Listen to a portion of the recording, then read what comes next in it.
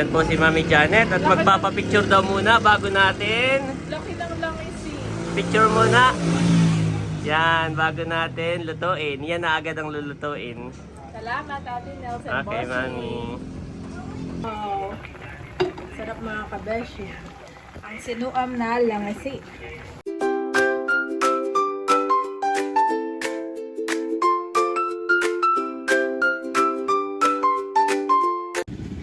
Kamusta mga kabeshi? Yan, si Daddy nga po ay galing ng palaisdaan.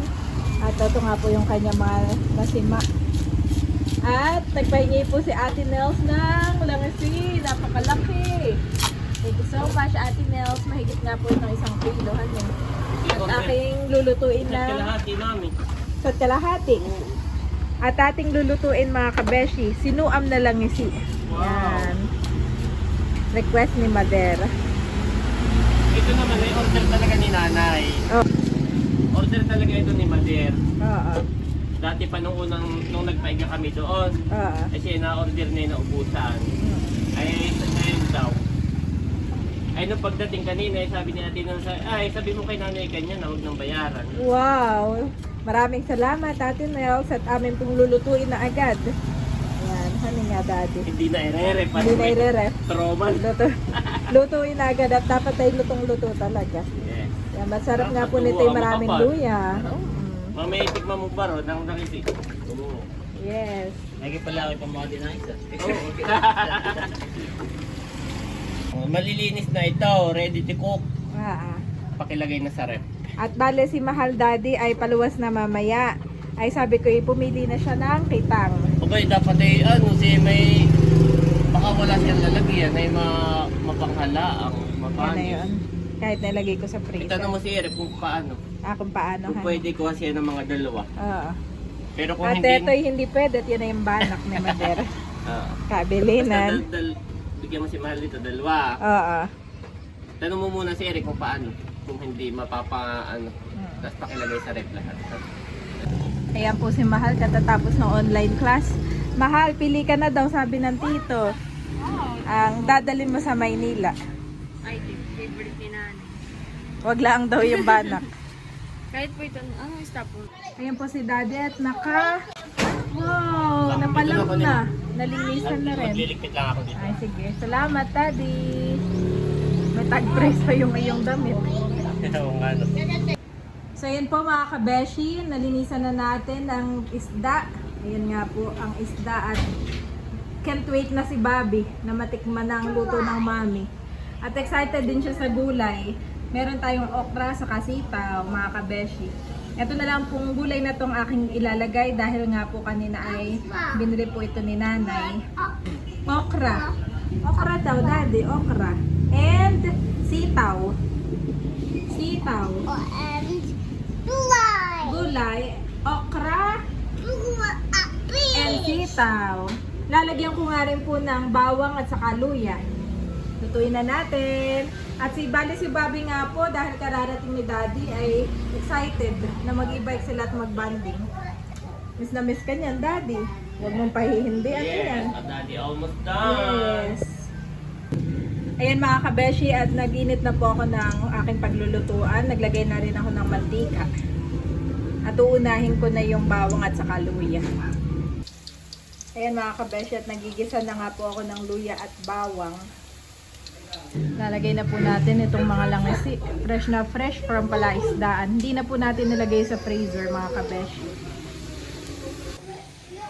Oh, Daddy, fresh na fresh ang iyong mga langisi. Thank you, Ate Nels and Bossing.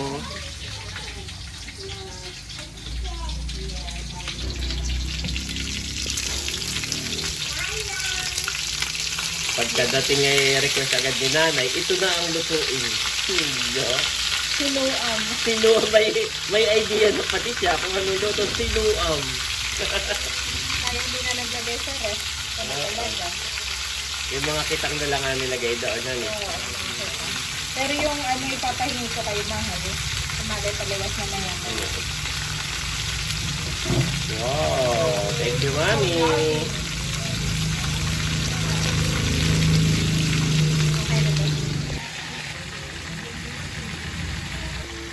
Ito na mga kabeshi yung ating langisi.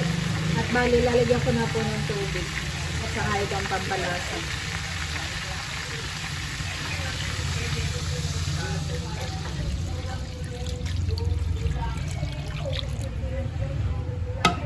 Dagdagan pa natin ang tubig. Masarap nga pong humigop ng sabaw. Yan mga kabeshi, check na po natin. Wow, kuluan na. Lalagay ko na yung gulay.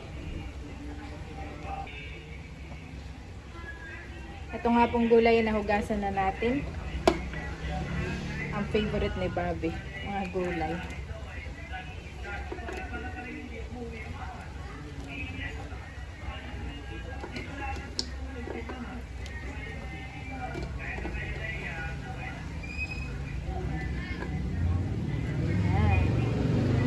Lambutin ulit natin. Masarap nga po nito yung kulong-kulo.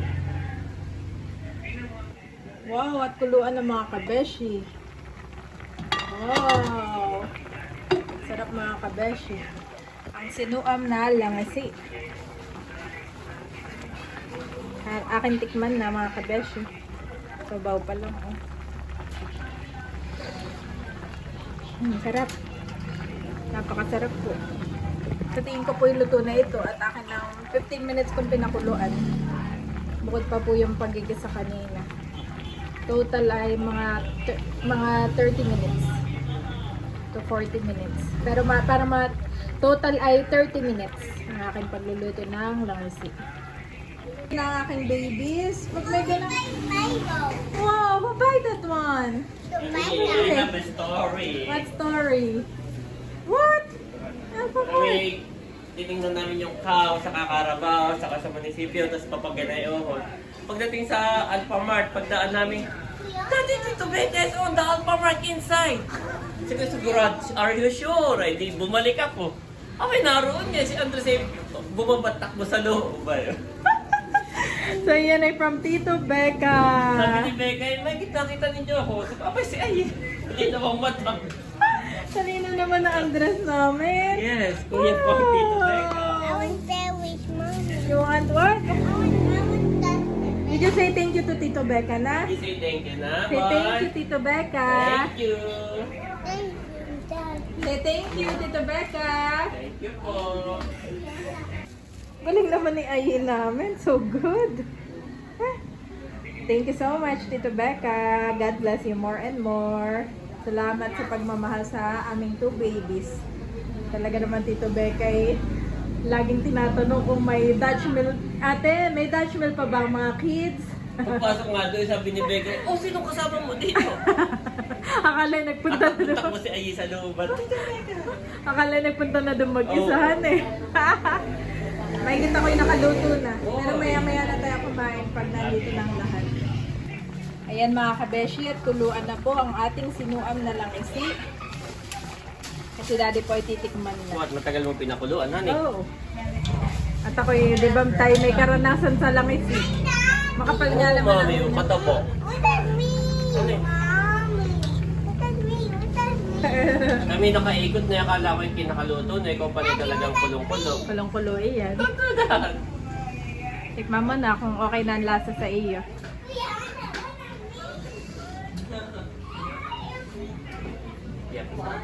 Sarap. Okay lang pala kahit yung first time ko lagyan ng gulay na okra at saka ano ay. Sarap. Okay Taba, lang yan pati eh. yung tignan mo nga, may sumuto na. Grabe din ako. Sarap po mga kabesh. Oo. Taba, no? Dilaw.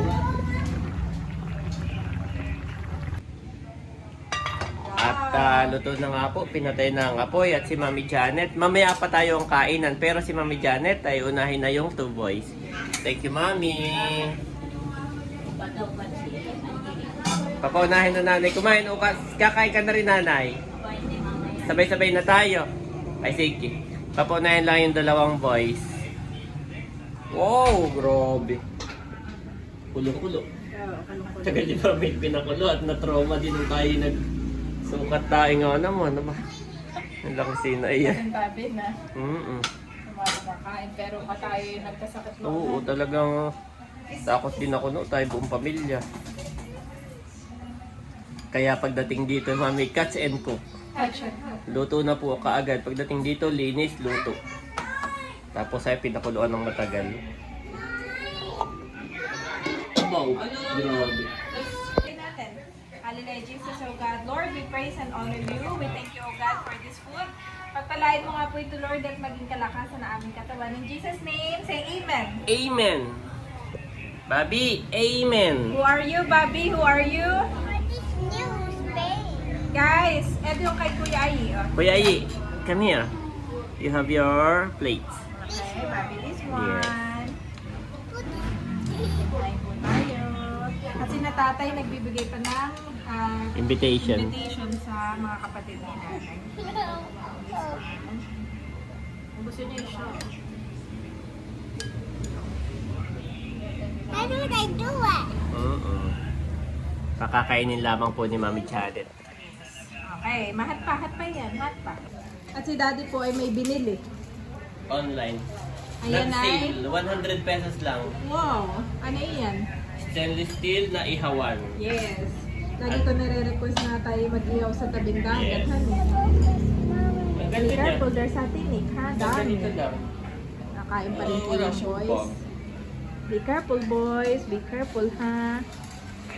Hot, very hot. Okay, mami check if there's tinik. Ako po hinimayan ko itong dalawang boys natin. Kung may tinik, nilagyan ko rin si Bobby ng gulay. Oh, careful, ha? Hot pa. Ano to ba? Kaya ba nag-sale? Walang bag. Walang bag. Dapat ay meron. Oo. Oh, wait. Kapal. Check, mami check if there's tinik, ha? Quality. So, may quality. Patingin. Oh, maganda. Kapal. Kain po si Bobby. Kain.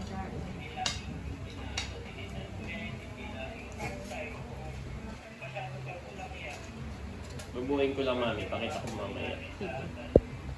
Wow! At maganda. Doon Uling, tapos ng ayan. uling. Wow! Nasa stainless steel siya. Gusto ko na siyang gamitin sa ano. Tabi dagat. Oo. So, mag-ihaw doon talaga. Pag hindi maulan ay katay mag-ihaw na eh. Yes. At gusto ko pong invite lahat at doon tayo na Barbecue. kumain. Pwede dito. Barbecue. Tapos Pwede akong smoky. gumawa ng barbecue. Papa, si Bobby nagkahain natin. Kaya po si Mami Janet naghahain na.